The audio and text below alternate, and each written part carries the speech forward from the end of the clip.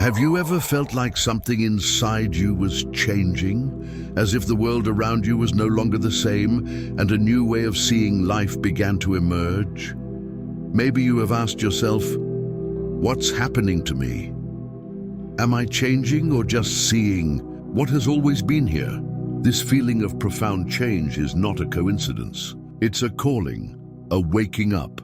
For many cultures and spiritual traditions, this is known as the beginning of a journey of transformation, where consciousness begins to explore something greater, something beyond what the eyes can see and the senses can feel. Spiritual awakening is a unique process, different for each person. It's like a spiral.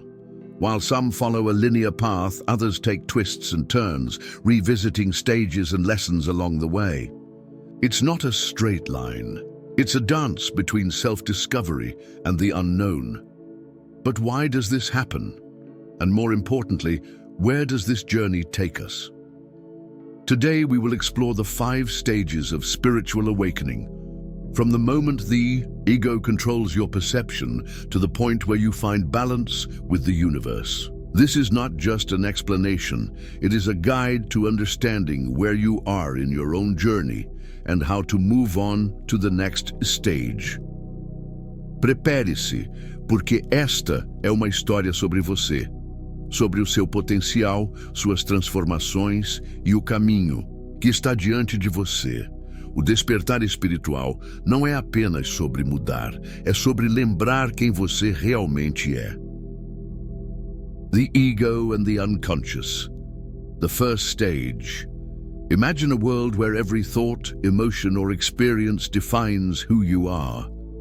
In this world, you react to everything that happens as if you were on autopilot, believing that there is no alternative to what has already been determined.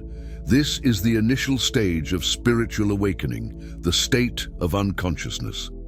In the stage of unconsciousness, we are deeply connected to the ego, that part of us that controls our reactions and defines our identity based on past experiences and future expectations. The ego, like a distorted lens, makes us see the world in a limited way, reacting to situations automatically without real awareness of our actions.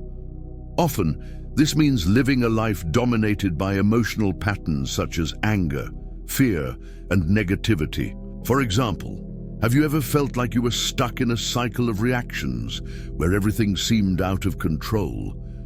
This is a common characteristic of this stage. Modern psychologists such as Carl Rogers have highlighted that these automatic responses are a reflection of deep-seated conditioning acquired throughout life, often stemming from traumas or limiting beliefs formed in childhood. In this state, our view of the world is fragmented.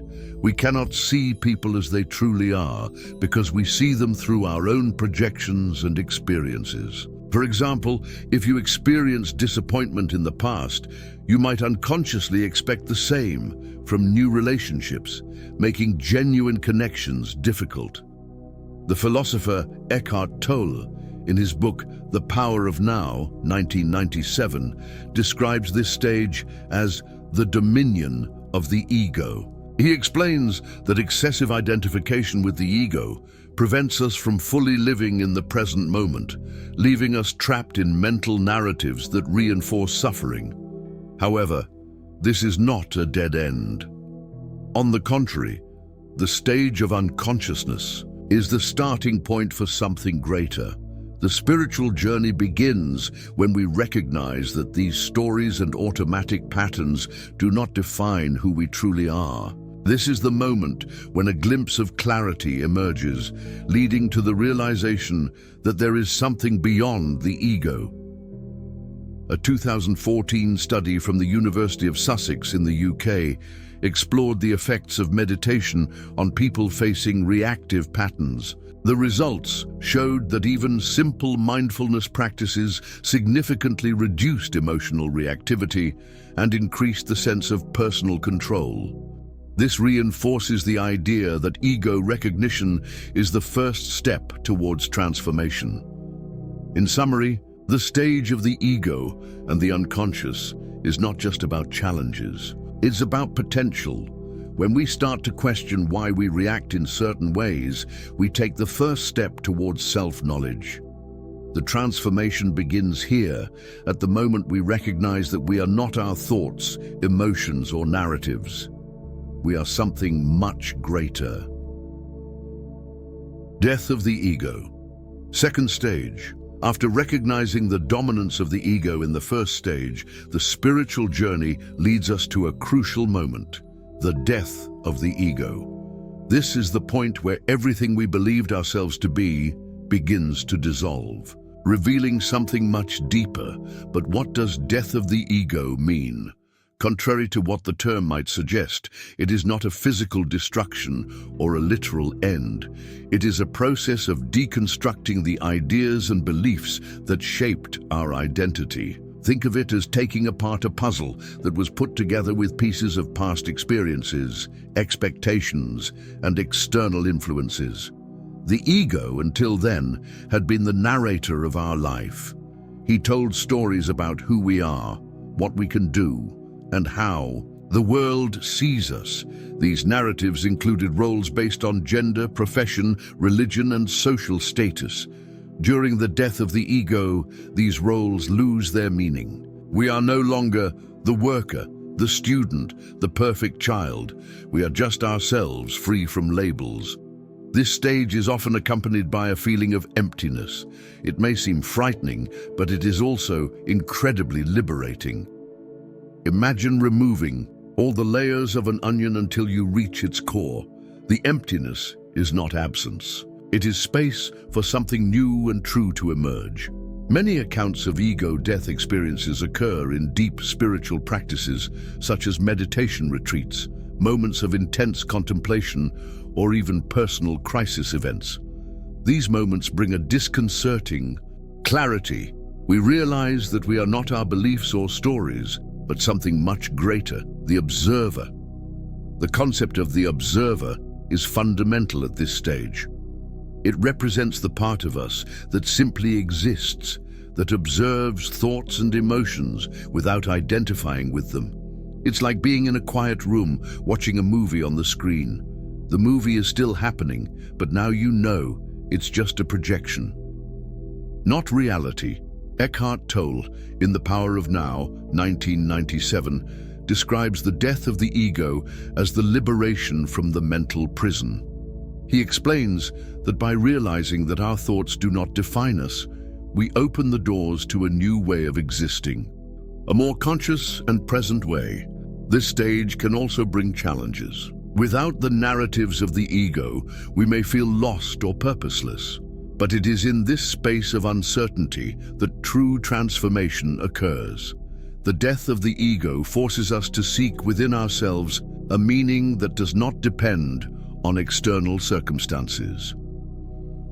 Research in transpersonal psychology, such as that conducted by Stanislav Grof, shows that experiences of ego dissolution often lead to an increased perception of connection with the universe and with other beings. This reinforces the idea that by setting aside individual stories, we access something greater, a universal consciousness.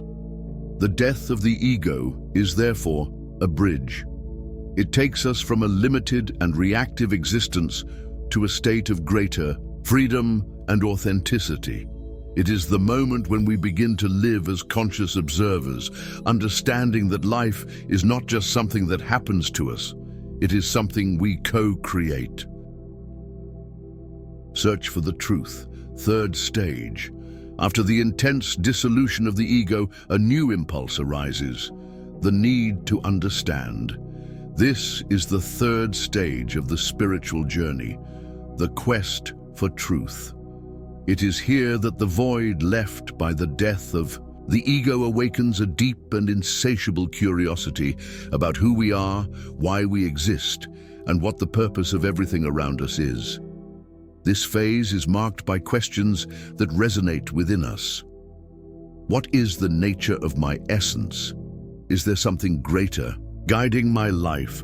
What does it really mean to live? These questions are not superficial. They come from a genuine desire to connect with something deeper and more meaningful. During this search, many find comfort in spiritual and philosophical practices. Books, sacred texts, videos, and teachings from spiritual masters become precious tools for exploring these questions. It's not just about acquiring knowledge, but about feeling the truth behind it. This stage also leads us to question the beliefs and structures that we once considered unquestionable. Religions, social systems, and even our perceptions of right and wrong are analyzed from a new perspective. The search for truth is not a smooth journey. It is a process that challenges us to let go of certainties and make room for new understandings. Studies show how spiritual practices such as meditation and contemplation can intensify this quest. A 2018 study conducted by the University of California revealed that 78% of participants in spiritual retreats reported an increase in clarity about their priorities and life purpose. This demonstrates how the search for truth is not just intellectual, but also a transformative emotional and spiritual experience. Moreover, this phase is often accompanied by a sense of expansion. As we explore the deeper questions of life, we begin to perceive the connection between our own existence and the universe around us. It is common to feel a sense of universal belonging, an awareness that we are not alone on this journey. However, the search for truth can bring moments of frustration. Not all answers are clear, and often the questions generate even more questions. But it is precisely this restlessness that keeps the journey alive. The search is not about reaching a destination, but about walking with intention and openness to the unknown. People at this stage often adopt practices such as meditation, yoga, or the study of spiritual philosophies to support their journey. Each practice becomes a bridge that connects them to their deepest essence. This search for answers can last for years or even a lifetime, but each small step brings a sense of discovery and connection. The search for truth is a stage that teaches us that the journey is as important as the answers we seek. By opening our minds and hearts to new ideas and perspectives, we take significant steps towards understanding who we are and the role we play in the grand tapestry of existence.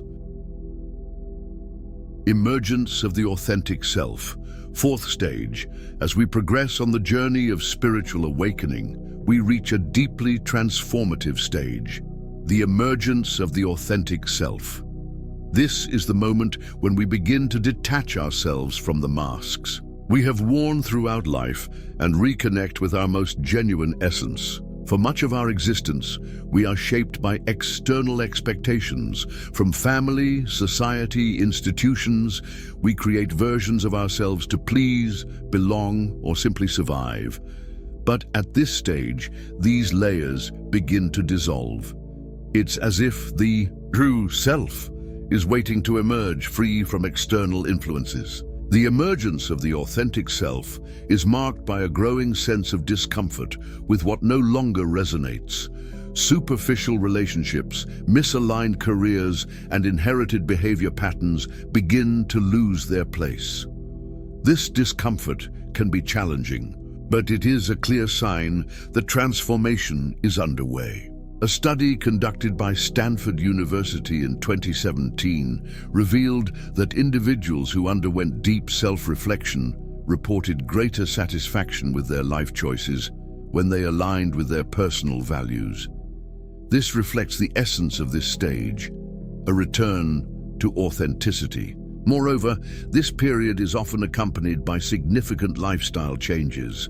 Jobs that do not bring fulfillment may be abandoned.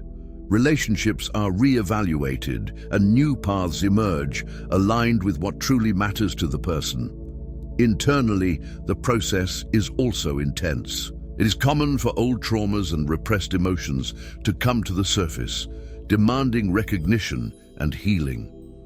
Emotional purification is an essential part of this stage, as it creates space for the new to flourish. Practices like journaling, therapy, or meditation can be valuable tools for navigating these emotions. Reconnecting with the authentic self also awakens a renewed sense of purpose. You start to realize what truly brings you joy, peace, and meaning. Small moments, like watching the sunset or dedicating time to a hobby, gain an unexpected depth. It's as if life acquires new colors, more vibrant and full of meaning. Physically, many people report energetic changes at this stage. You may experience feelings of lightness, heightened intuition, and even more vivid dreams. These signs are reflections of the alignment between mind, body, and spirit. However, this stage also requires courage. As the authentic self emerges, the fear of rejection or judgment may arise. But every step taken towards authenticity strengthens your connection with who you truly are. The emergence of the authentic self is, above all, an invitation to live a life more aligned, not only with your beliefs, but with your inner truth. It is a moment of liberation, where you begin to live not for others, but for yourself. Alignment with the whole. Fifth stage, the fifth and final stage of spiritual awakening, leads us to a state of complete integration. Alignment with the whole. It is here that all the pieces of the journey come together, creating a harmony between who we are internally and the world around us. At this stage, there is no more struggle against reality. Acceptance becomes the foundation of everything.